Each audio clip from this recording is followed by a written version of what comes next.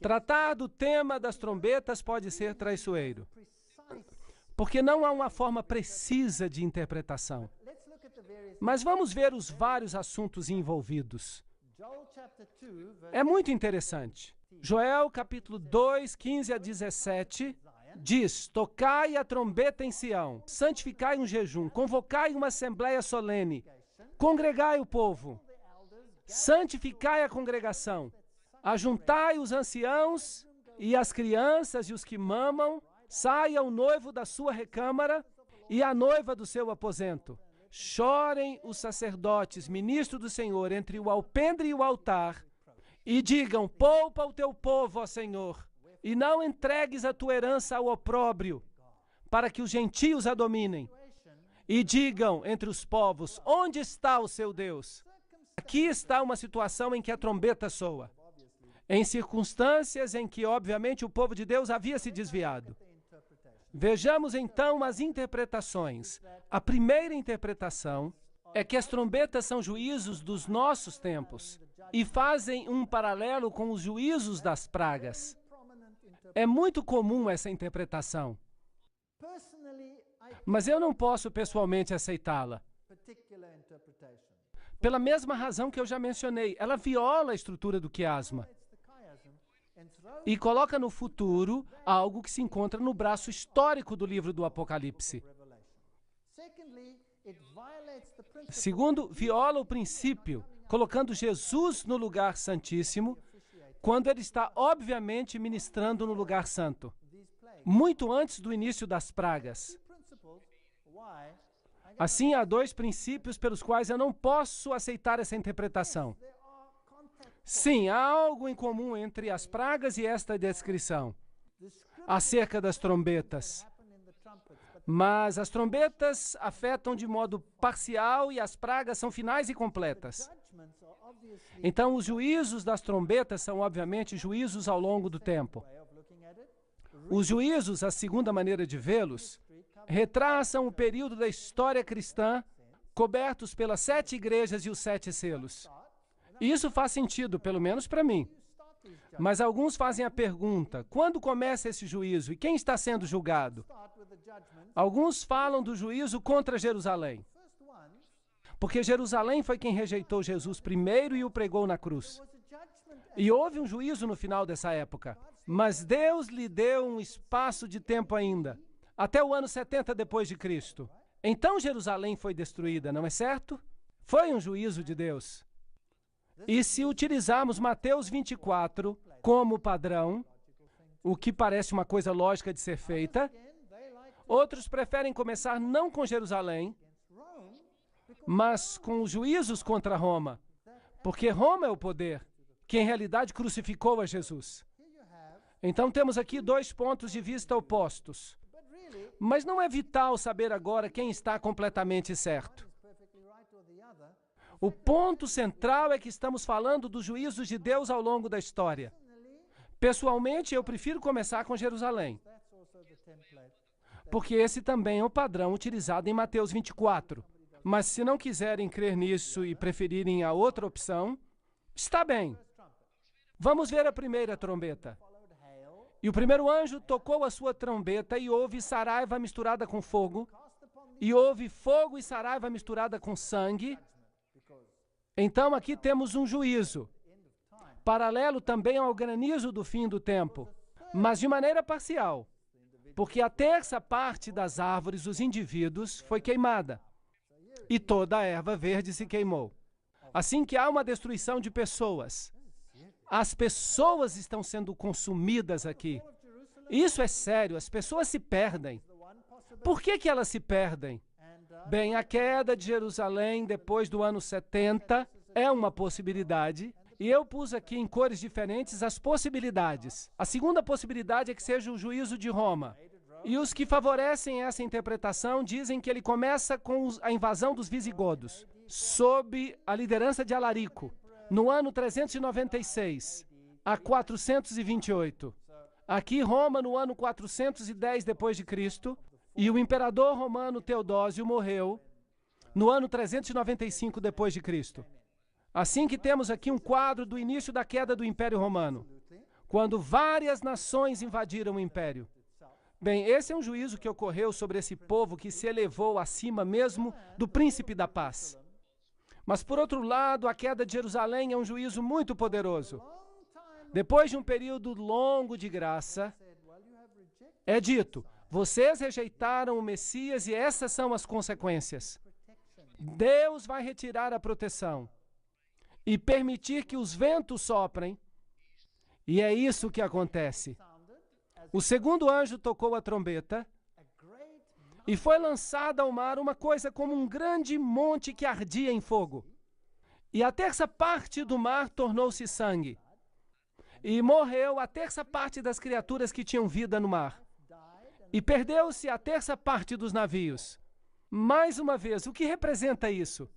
O que representa essa trombeta de juízo? Novamente vemos que há várias interpretações. Montanhas. O que representam as montanhas? Uma montanha ardendo em fogo. Bem, na Bíblia, uma montanha representa uma nação. Podem ver isso em Isaías 2, 2 e 3, 41, 15, Daniel 2, 35, 44, 45, em Ezequiel, em Zacarias. Todos têm essa figura de uma montanha. Vamos ver em Jeremias um texto que também usa essa ilustração. Eis-me aqui contra ti ao monte destruidor, está falando de Babilônia, que destróis toda a terra. E estenderei a minha mão contra ti, e te revolverei das rochas, e te farei um monte que queima. Jeremias 51, 25. Vemos aqui uma montanha sendo simbolicamente destruída. Assim que o segundo anjo tocou, e algo como a grande montanha em chamas foi lançado ao mar. Então uma nação foi, por assim dizer, esparramada entre as nações. Isso é o que significaria. E a terceira parte do mar se converteu em sangue. Mar significa água. As águas que viste onde se assenta a prostituta são povos, nações, línguas. Então temos um derramamento de sangue entre as nações. E morreu a terça parte das criaturas que tinham vida no mar. E perdeu-se a terça parte dos navios. Navio na Bíblia é um símbolo de economia. Os navios de Quitim são símbolos de economia. Portanto, vejamos as duas interpretações possíveis. Se for a primeira, temos então um juízo sobre Jerusalém. E, obviamente, a segunda seria um juízo sobre Roma pagã e as nações que estão associadas a ela. O mar. Os judeus e os cristãos viam Roma como a nova Babilônia. De fato, Pedro escreveu uma carta na qual ele diz onde estava a Babilônia. Porque Roma, como Babilônia, havia destruído o templo de Jerusalém, de modo que é uma hipótese razoável. Por outro lado, há aqueles que acreditam que a segunda fase da incursão dos vândalos sobre Roma, Geneserico em 428 até 468, de onde vem a palavra vandalismo, derivada dos vândalos, que eram piratas, vinham em navios contra o Império Romano, saquearam Roma em 465 depois de Cristo. Assim que algumas pessoas interpretam esse símbolo como um juízo contra Roma pagã. Agora, quer você aceite um ou outro, é uma questão de detalhes. Não vamos criar uma discussão sobre isso. Isso não vai afetar a nossa salvação. Mas, pessoalmente, eu prefiro a primeira interpretação, porque ela segue uma sequência lógica, enquanto a outra não é tão sequencial. Mas há quem prefira a segunda. A terceira trombeta. E o terceiro anjo tocou a sua trombeta e caiu do céu uma grande estrela. Agora, será que isso soa familiar? Faz lembrar alguma coisa? Eu tenho certeza que sim. Em algum outro momento caiu uma estrela do céu. Sim, Lúcifer caiu do céu e trouxe todas as suas forças demoníacas com ele para baixo. E estava criando aqui uma grande mudança. E de ser o governante. Por isso, isso representa falsos ensinos, ardendo como uma tocha, e caiu sobre a terça parte dos rios, e sobre as fontes das águas, que também são pessoas, e o nome da estrela era absinto, amargura, e a terça parte das águas tornou-se em absinto. E muitos homens morreram por causa dessas águas que se tornaram amargas. Agora, o que significa água além de nações? Já ouviu falar da água da vida? Agora, o que acontece quando a água da vida se torna amarga? Consegue entender? Houve um período em que entrou uma condescendência, um terceiro período, lembra-se? Não é interessante que esteja aqui no terceiro anjo, no seu toque, um tempo de negociação que transformou as águas da salvação em amargura? Sim ou não? Sim. E as pessoas morreram por causa disso. No sentido espiritual, agora, não no sentido literal. Com certeza. Porque se bebem dessa fonte contaminada, qual é o resultado? Morte. Morte eterna e separação de Deus. Portanto, a grande apostasia da liderança espiritual da igreja cristã é a única possibilidade que temos aqui. Da mesma forma que Satanás caiu do céu com uma terça parte dos anjos, também a igreja caiu na apostasia através da idolatria. Absinto foi usado por Moisés como representação de idolatria em Deuteronômio 29, 17 e 18. Nós vamos ler isso.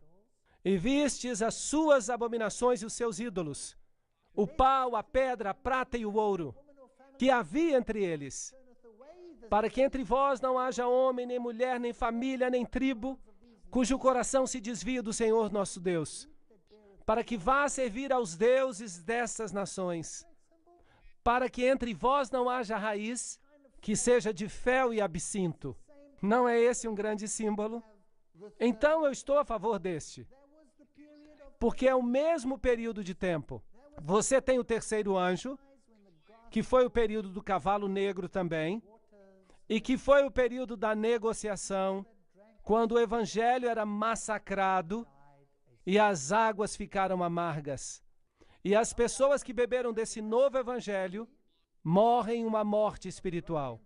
Bem, a outra interpretação seria a invasão do Império Romano pelos hunos, sob a liderança de Átila, no V século.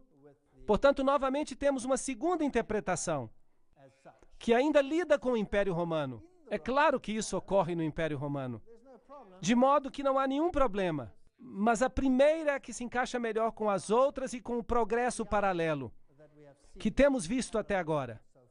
E você tem todos esses símbolos assim. Agora, a quarta trombeta. E o quarto anjo tocou a sua trombeta. Foi ferida a terça parte do sol. Agora, o sol, o que é isso? A luz do mundo. E a terça parte da lua. E a terça parte das estrelas. Para que a terça parte deles se escurecesse.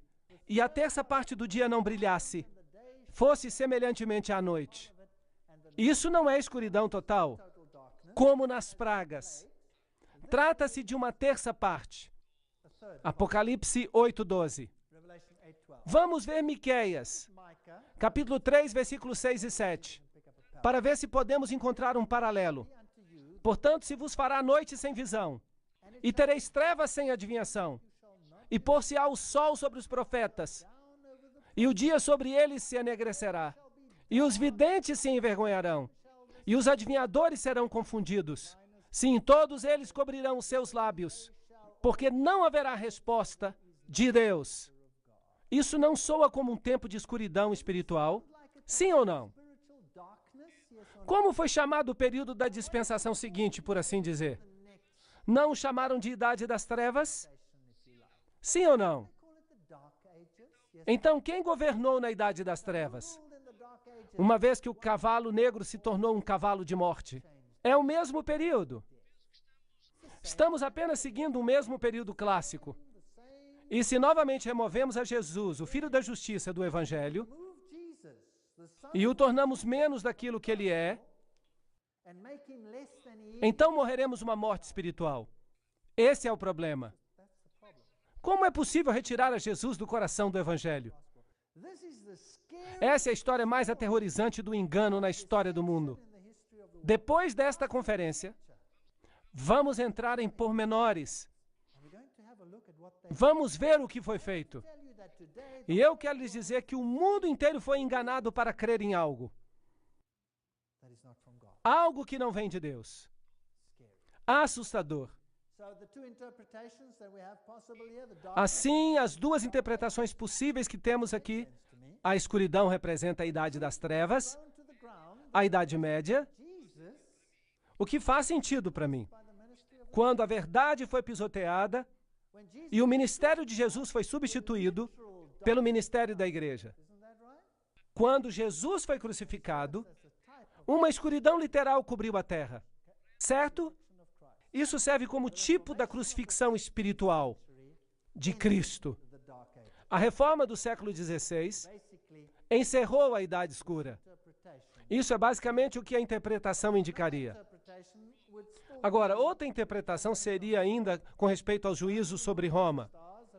O Sol, a Luz e as estrelas sido interpretados como os luminários do Império Romano Ocidental, como o imperador, os senadores, os cônsuls.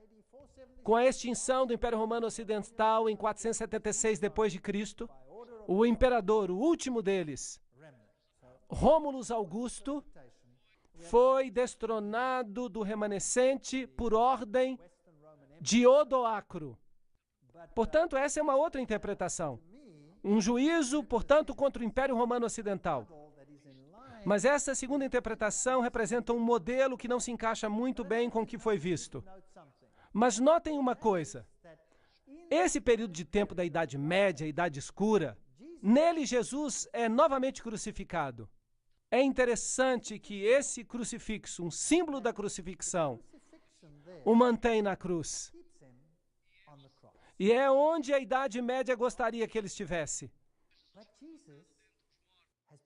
Mas Jesus ressuscitou dentre os mortos e governa no céu. Agora, também é interessante que, às vezes, para remover a Jesus do sistema, é necessária a criação de toda uma nova religião, que tira Jesus do coração dela. Muito interessante. Levanta-te e resplandece, porque vem a tua luz, e a glória do Senhor vai nascendo sobre ti. Grande escuridão sobre essa terra. Falou-lhes Jesus outra vez, dizendo: Eu sou a luz do mundo. Quem me segue não andará em trevas, mas terá a luz da vida. É Cristo ou não é Cristo? Essa é a questão. Eu sou a luz que vim ao mundo, para que todo aquele que crê em mim não permaneça nas trevas. João 12:46. A questão é, o ponto central é Jesus. Com ou sem Jesus? Essa é a questão. Agora vem uma parte fascinante. Apocalipse 8:13. E olhei e vi um anjo voar pelo meio do céu, dizendo com grande voz: Ai, ai, ai. 3 ais. Dos que habitam sobre a terra, por causa das outras vozes das trombetas, dos 3 anjos que ainda vão tocar. Agora vem um grande ai. Agora, um ai é uma coisa que atinge os seres humanos e tem consequências desastrosas. Agora, algumas pessoas querem aplicar esses ais ao povo de Deus. Mas, por outro lado, os ais podiam se aplicar aos que estão perdidos. E com o que estamos lidando nessas trombetas? Com o povo de Deus que está sendo enumerado ou com os outros que estão sendo enumerados? Estamos lidando com os povos da terra, que estão sendo enumerados. Portanto, agora sabemos qual é o último ai, porque o último ai é a vinda de Cristo e a destruição dos ímpios. De modo que, sobre quem cai o último ai? O último ai cai sobre os ímpios, sobre os maus, não sobre o povo de Deus.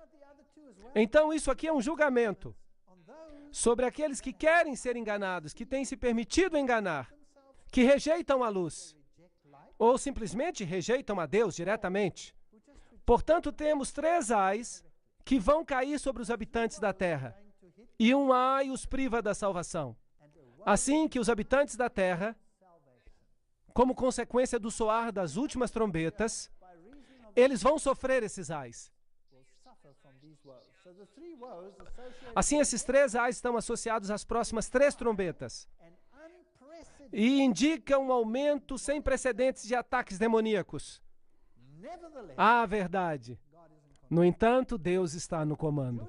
Então, durante as próximas 3 trombetas, Deus vai nos dar um vislumbre, uma ideia do que vai acontecer aqui na Terra. É assustador. E isso vai exigir 12 conferências para que vocês percebam o que está acontecendo. Uau! Vamos ter 12 conferências sobre o que isso implica. É assustador. Ai, ai, ai. Foram pronunciados sobre uma igreja que andou nas faíscas de sua própria luz, que não derivava a sua luz e o seu poder da grande luz central, o sol da justiça, e não difundiu essa luz e a glória sobre aqueles que estavam na escuridão, mas absorveu essa luz e a tornou difusa, fazendo com que sua própria luz brilhasse mais. A pessoa que recebe a luz, mas não a dá, como Deus requer que o faça, se tornará um receptáculo de trevas. Temos aqui o texto de um panfleto, que foi escrito há 150 anos. Então, o que está acontecendo aqui? Estes ais estão sendo pronunciados sobre uma igreja que caminha nas faíscas de sua própria luz. Isso faz sentido para mim. Então, esses ais são pronunciados sobre os apóstatas do planeta e vão afetá-los porque eles mantêm a verdade do evangelho longe daqueles que poderiam ser salvos. Portanto, vamos ver as 2 possibilidades. A 5ª e a 6ª trombeta representam a enumeração dos seguidores de Satanás e o aumento final do mal, até o ponto em que Deus retira sua proteção e cai nas mãos de uma mente perdida. Aqueles que escolhem voluntariamente ser ignorantes. Isso mete medo. Está em contraste em Apocalipse 7, onde os selados de Deus são numerados, e lhes é dado poder para estarem sob a proteção divina. Outra interpretação seria que a 5ª e a 6ª trombeta representam os juízos de Deus contra o Império Romano Oriental. A ascensão do Islã, que culminou com o Império Otomano, é vista como a força que traz essa destruição.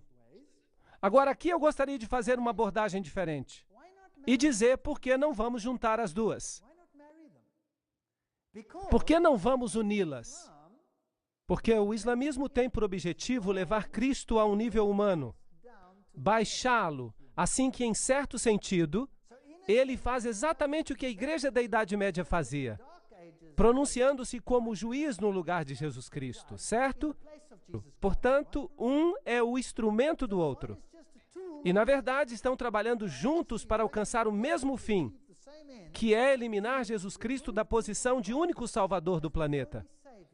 E é interessante que o Islã é uma religião que ativamente ensina e propaga essa mensagem.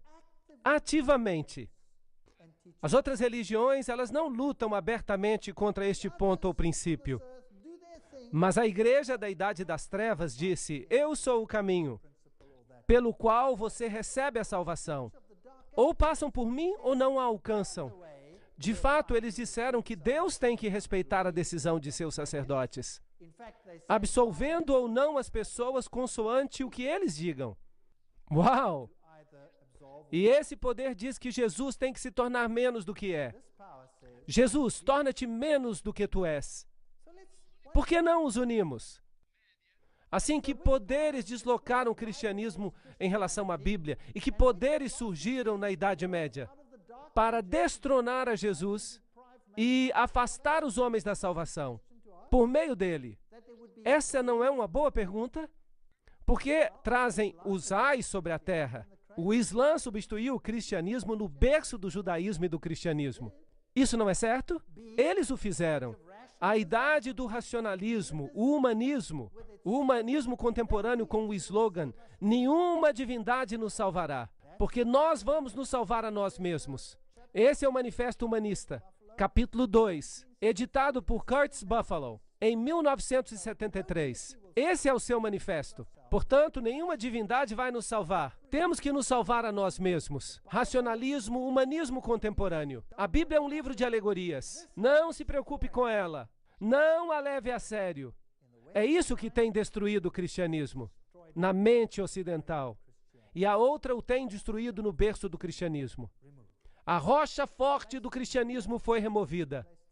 Ela foi substituída no Ocidente e ela foi substituída no Oriente. Portanto, esses são os poderes que têm destronado a Jesus Cristo. Então agora vamos até Apocalipse capítulo 9. E o quinto anjo tocou a sua trombeta. E viu uma estrela que do céu caiu na terra. Temos novamente uma estrela caindo do céu. E lhe foi dada a chave do poço do abismo, isto é, do inferno. Portanto, qualquer coisa que saia daqui agora vem diretamente do abismo do inferno.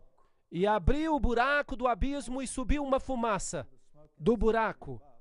Isso está em contraste com o incenso que acende do santuário, como a fumaça de uma grande fornalha.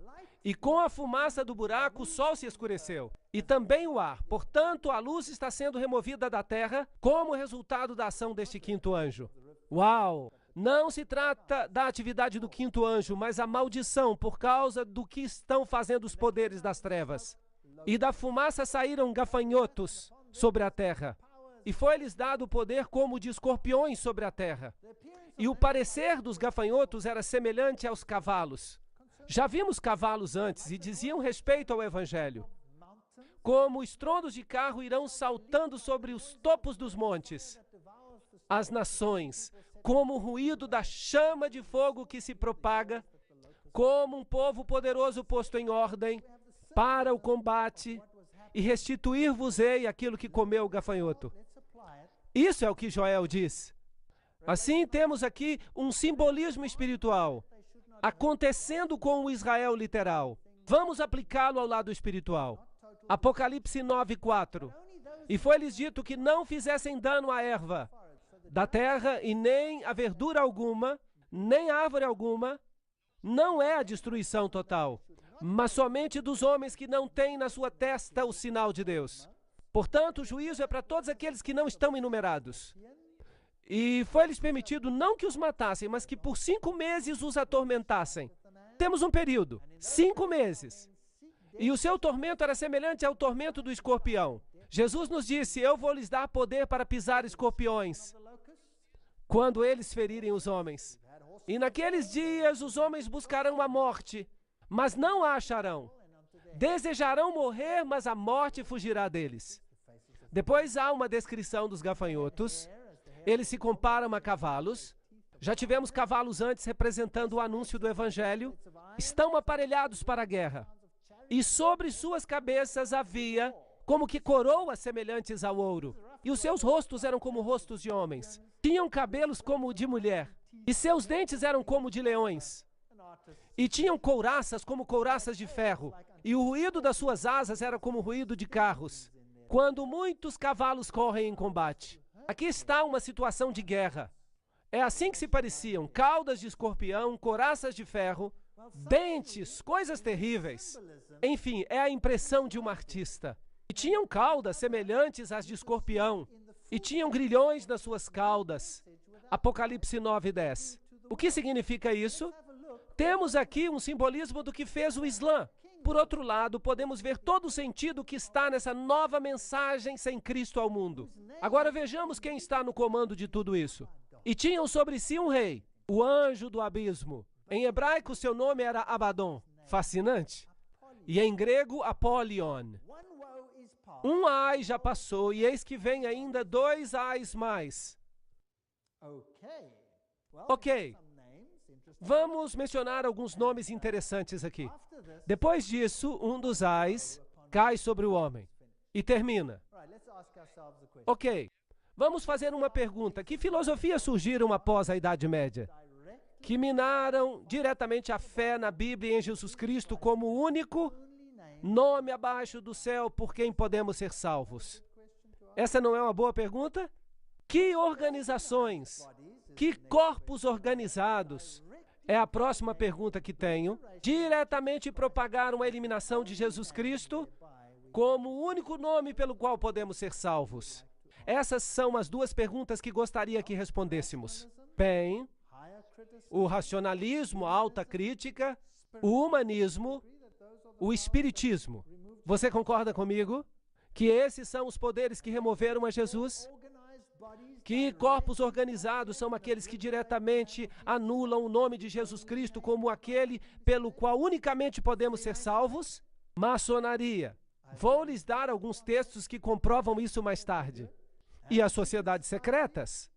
Todas elas estão em acordo com a total igualdade dos fundadores de todas as religiões. O comunismo opõe-se diretamente à doutrina de Jesus Cristo. O ateísmo formal. Isto é o que o comunismo é.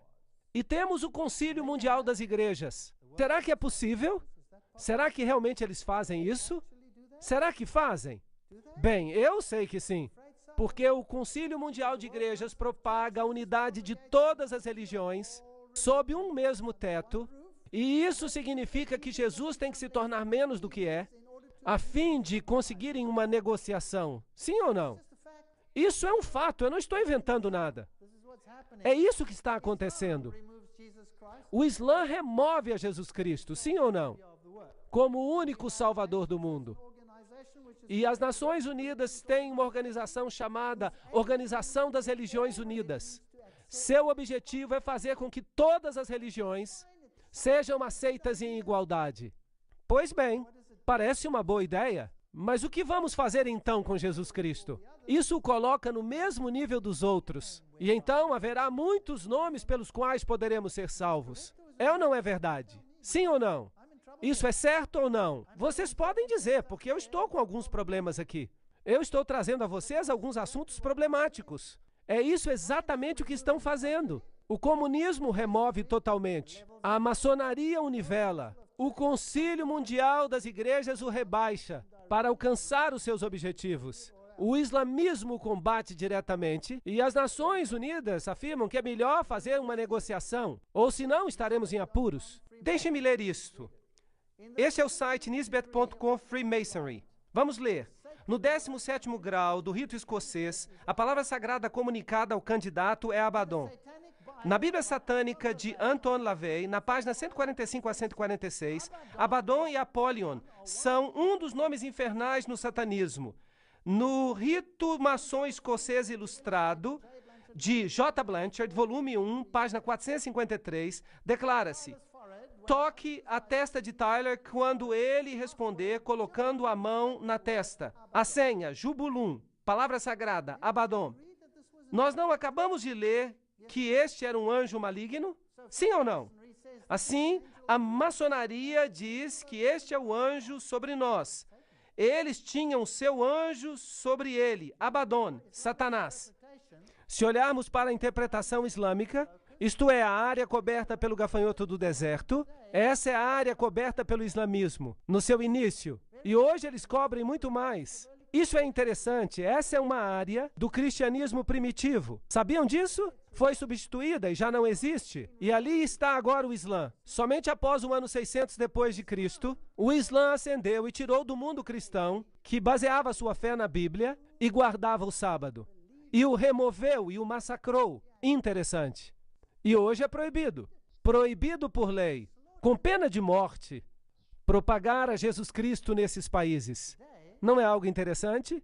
É um ai terrível contra a humanidade, porque se o único nome pelo qual devemos ser salvos é tirado, nós estamos em apuros. John William Dropper também escreve em História do Desenvolvimento Intelectual da Europa que 4 anos após a morte de Justiniano, em 571 d.C., nasceu em Meca, na Arábia, o homem que mais do que qualquer outro ser humano tem exercido influência sobre a raça humana, de acordo com a vida de Maomé. Maomé apareceu em cena em um dos períodos mais negros da história, quando todas as civilizações, desde a dinastia merovíngica, da Itália até a Índia, estavam em ruínas, estavam em um estado de gestação de problemas. Vamos lá, uma grande guerra. Com a idade de 12 anos, Maomé viajou com o seu tio numa caravana comercial à Síria. E ali ele conheceu um cristão anacoreta chamado Bahira. E contemplando o rapaz, diz a história, pôde ver que no seu rosto havia sinais de uma futura grandeza. E aconselhou a Abu Talib que cuidasse dele, porque ele seria algum dia recipiente do chamado divino. O reconhecimento do profeta por Bahira simboliza na tradição islâmica a primazia da missão de Maomé sobre a de Cristo. Jesus é diminuído. Apocalipse 9:4. E foi-lhe dito que não fizesse dano à erva da terra, nem a verdura alguma, nem a árvore alguma, mas somente aos homens que não tivessem sobre a testa o sinal de Deus. Então quem é afetado por essas trombetas? O povo de Deus ou os outros? Os outros. Todo aquele que não tem a oportunidade de escolher a Cristo, porque eles o removeram, está em apuros. E foi permitido não que os matassem, mas que por 5 meses os atormentassem. E o seu tormento era semelhante ao tormento dos escorpiões quando ferem o homem. E naqueles dias os homens buscarão a morte e não a acharão. Desejarão morrer, mas a morte fugirá deles. Interessante. Aqui há um decreto de Abu Bakr, tio de Maomé, que o sucedeu. Quando combaterem as batalhas do Senhor, defendam-se como homens, sem voltar as costas. Mas não deixem que a vitória seja manchada com o sangue de mulheres e crianças. Não destruam as palmeiras, nem queimem qualquer campo de milho. Não cortem as árvores frutíferas, nem façam qualquer mal ao gado, mas apenas ao que matarem para comer. Quando fizerem alguma promessa ou compromisso, cumpram-nas. Mantenham a sua palavra.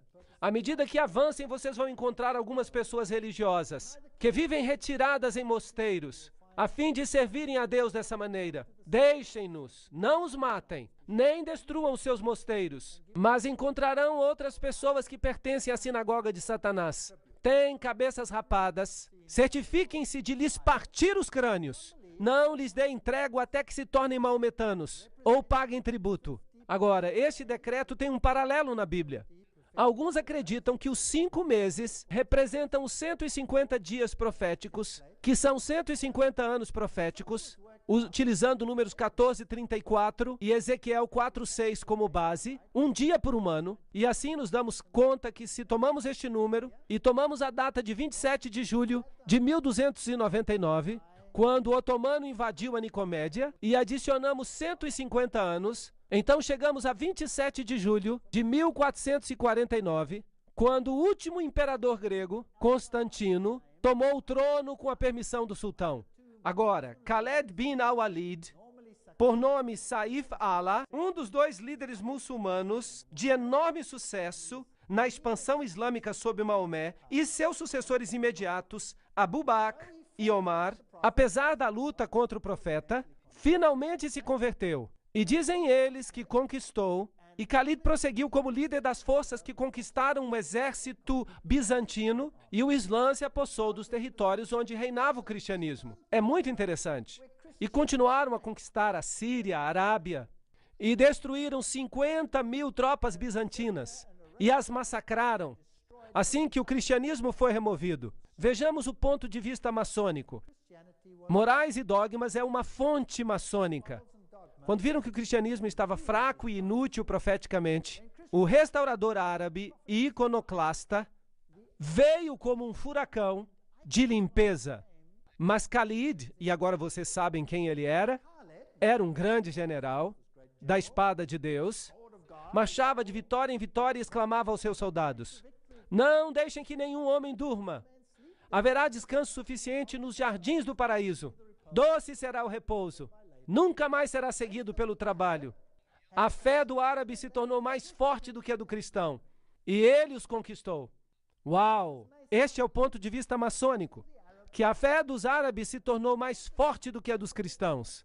E também dizem que se tornou uma fé melhor do que a do cristianismo. Por isso hoje o Islã reina. Onde reinava o cristianismo? Tem os zigurates, o Império Otomano, e a Mesquita Azul, e Santa Sofia. Todos esses eram antes domínios cristãos, mas hoje são domínios islâmicos. Isto costumava ser cristão, hoje é islâmico. Não é interessante? Portanto, se juntarmos as duas, então vamos ter toda a catástrofe completa da apostasia que destruiu a Jesus Cristo como Salvador. O racionalismo, a alta crítica, a eliminação da Bíblia, a eliminação da fé na Bíblia e em Jesus Cristo, e a guerra literal contra aqueles que se opunham. E tocou o 6º anjo a sua trombeta, e ouviu uma voz que vinha das 4 pontas do altar de ouro, que estava diante de Deus, e dizia ao 6º anjo, que tinha a trombeta: soltem os 4 anjos. Uau, agora estamos em apuros. Que estão presos junto ao grande rio Eufrates. Portanto, há aqui outros 4 anjos. Tínhamos os 4 anjos de Deus que seguravam os 4 ventos, e agora temos os 4 anjos que prendem o rio Eufrates, isto é, Babilônia. Portanto, esses são os homólogos demoníacos das hostes angelicais. E foram soltos os 4 anjos que estavam preparados para a hora, o dia, o mês e o ano, a fim de matarem a 1/3 parte dos homens. E o número dos exércitos, dos cavaleiros, era de 200 milhões. Você escutou? Aqui também há uma enumeração desse poder. E é um número enorme, tal como a areia do mar. Alguns veem esse período como um tempo profético, a hora, o dia, o mês, o ano. E outros dizem que não, que é simplesmente uma declaração definida de tempo. Agora, nesse mesmo ano, nesse mesmo mês, nesse mesmo segundo, é quando vai acontecer. Por isso, se você está na dúvida entre as 2 hipóteses, não é tão relevante assim. Talvez até as 2 estejam corretas. Alguns veem esse período como um tempo profético. Outros como um tempo designado para as forças demoníacas de Babilônia, em contraste com os anjos de Deus que seguram os 4 ventos. E estes são os últimos eventos desse grande conflito entre Cristo e Satanás. Assim, o primeiro ai foi essa destruição de Jesus como o único Salvador. E assim vimos os cavalos nessa visão. E os que cavalgavam sobre eles tinham couraças de fogo, e de jacinto e de enxofre. E se vê uma visão de fumaça. E como saíam e faziam essas coisas. E um homem chamado Josias Litch tomou essa interpretação literal e calculou a hora, o dia, o mês e o ano, e chegou a 391 anos e 15 dias. E calculou o tempo sobre o Império Otomano, predisse o ano exato em que o Império Otomano cairia, e realmente aconteceu como ele predisse. Por isso, aqui está um ponto de vista de que o poder islâmico finalmente chega ao seu fim. Josias Litch publicou essa data 2 anos antes do evento. Então, os 4 sultões são vistos por alguns como sultões literais. Eles têm nome: Alepo, Icônio, Damasco e Bagdá. Vêm os uniformes dos cavaleiros turcos e a destruição como sendo azul e amarela. E assim vem o Islã, em tudo isso e em todo o Império Otomano. Então, quer se veja dessa forma ou de outra forma, em termos de escuridão espiritual global, isso não faz realmente diferença. Outras interpretações ainda existem. São a da propagação do Império Árabe Islâmico, Maomé, 612, fundação de Bagdá, Dar es-Salam, 1662, marcando o fim do Império, igual a 150 anos, queda de Constantinopla, chegamos ao ano de 1844. Existem muitas e muitas interpretações, mas vamos mantê-lo simples. As trombetas anunciam a apostasia sobre a terra, que enumera aqueles que estão perdidos. E a eliminação, a remoção de Jesus Cristo como arauto da salvação. Esse é o maior problema. E os outros homens, que não foram mortos por essas pragas, não se arrependeram das suas obras, para não adorarem a demônios. Esse é o ponto. E os ídolos de ouro, de prata e de bronze, e de pedra e de madeira, que não podem ver, nem ouvir, nem andar, e não se arrependeram dos seus homicídios, nem das suas feitiçarias ou prostituições, nem dos seus frutos. Portanto, a descrição do segundo ai em Apocalipse vem em Apocalipse 11.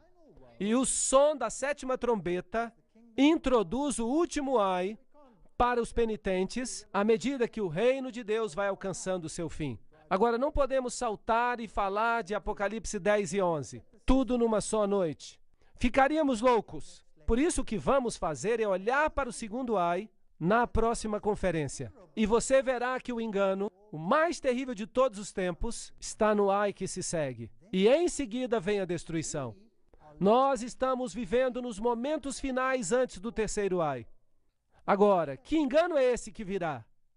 Se o segundo ai já removeu a Jesus como único Salvador, Então, o que vai acontecer antes que ele volte nas nuvens, quando todo olho verá, até mesmo os que os traspassaram, e todas as tribos da terra se lamentarão sobre ele? Sim, amém.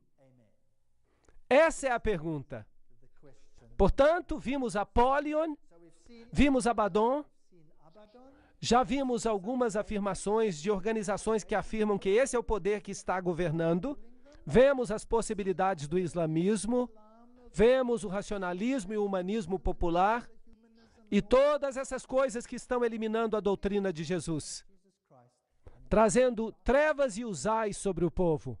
Agora, quando chegarmos a Apocalipse capítulo 11, vamos ver qual é o engano final. Como Satanás estabelece o seu reino final para atacar a palavra de Deus. Coisas amedrontadoras. E então vamos precisar de 12 conferências para explicar tudo isso.